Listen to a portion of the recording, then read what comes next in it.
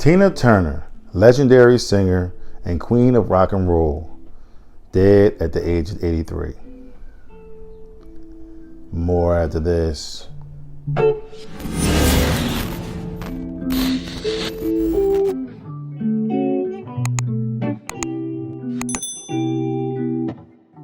Hello everyone and welcome back to AG's Point of View, where I give you my analysis of the most popular topics in the world today. In today's video, we have a somber one. We have Tina Turner, queen of rock and roll, dead at the age of 83. Before I dive into the details of the video, if you're new here, welcome. Welcome to AG's Point of View. Do me a favor, hit that subscribe button. Hit that like button as well. Bring more awesome, loving, and wonderful people over, similar to yourself. All my normal subscribers, thanks for coming back. I'm diving in. Legendary singer Tina Turner has died at the age of 83. With her music and her boundless passion for life, she enchanted millions of fans around the world and inspired the stars of tomorrow. Today we say goodbye to a dear friend who leaves us all here with her greatest work, her music. All our heartfelt compassion goes out to her family. Tina, we will miss you dearly. Her family said in a statement that the Queen of Rock and Roll died peacefully in Switzerland on Wednesday after a long illness. With her, the world loses a music legend and a role model. The Grammy-winning music icon was known for hit songs like What's Love's Got to Do With It, Private Dancer, The Best, and Better Be Good to Me. I'm sure you know at least one of those songs. Okay, so Tina Turner, her real name, as you guys probably didn't know, is Anna Mae Bullock.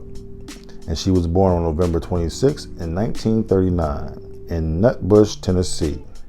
She grew up with her mother, Zelma Bullock, father, Floyd Bullock, and her older sister, Alline Bullock. Tina Turner, as she knows, Tina Turner has described her family as well-to-do farmers in the 1986 cover story for the Rolling Stone magazine, and said that while they weren't poor, she couldn't recognize the difference between her family and others that were wealthy. That's key, because it's all about the perception in life. It's all about your perception. I got one child. I have two children. One thinks she had a rough life. The other one is living the life, the best life she ever could live. You know what I'm saying? So perception is everything, and it's really, really important, because the perception that you live and that you lead will guide you into other areas in life. Now, if you got a negative perception, apparently negative things are going to happen, and it's going to continue to happen. When you have a positive perception, it's going to push you into more positive things that can help you further down in life, and you never know what that area that is pushing you into can catapult you into a whole nother area, and you never know how that's going to turn out. So it could turn out to your favor, and it could turn out to your detriment. So it's all about how you think. So apparently Tina Turner thought the positive way, and this is the reason why her life was peaceful. Now, she didn't go without controversy and things of that nature. As time went on, she met the love of her life, Ike Turner. And a little story that people didn't know was, during high school, she worked for a white family called the Hendersons, then moved to St. Louis to live with her mom because it was way out of the South. It was my way out of the South, excuse me. It was there that Tina met her future husband and her musical partner, Ike Turner. Now, in the beginning, when they first met, everything was wonderful and great. They met together. It was 1956. Everything was grand old, it was wonderful. She was a 16-year-old child. Statutory rape, they had, sex or anything like that. I mean, those limitations were there, But, she met him, and he was part of a group called the Kings of Rhythm. And, she auditioned for him, She said it was a well-dressed man, and You know, it was a smooth character, you know what I'm saying? You know, but she said her first impression was that the musician was terribly ugly, but had a great presence, meaning how he was on stage. He heard her sing, they ended up getting together, that ended up being her partner, her musical partner, and they moved on and they sung several songs. You know, and they had a lot of hits. As time went on, you know, she ended up dating one of the bandmates of, you know, that was in the Kings of Rhythm, not Ike, but dating another guy. And then they ended up having a child, and their child was Raymond Craig Turner in 1958. Clearly she was 18 years old because, as I said before, she met Ike when she was 16 in 1956. So in 1960, Ike gave Anna Mae the stage name Tina Turner. So he changed her name.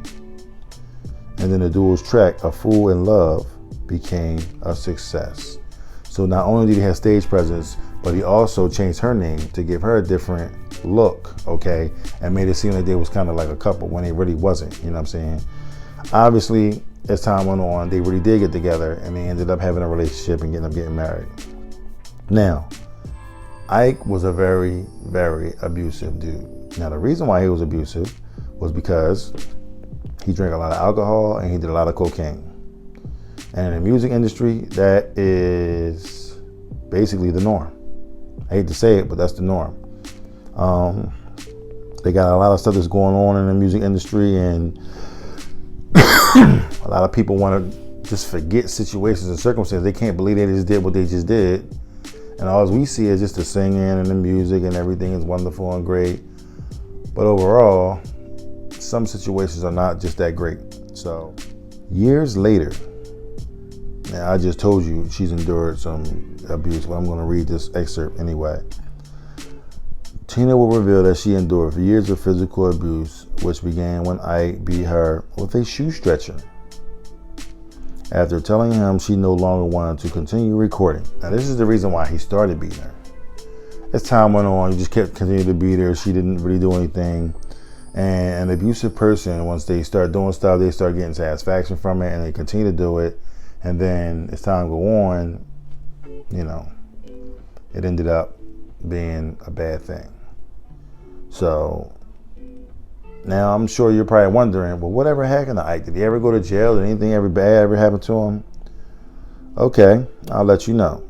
He actually died from a cocaine overdose in late 2007. So he was out of her hair in 2007. That way she didn't have to worry about him no more, and time moved on. You know what I'm saying? So this was later on in her, obviously in her life.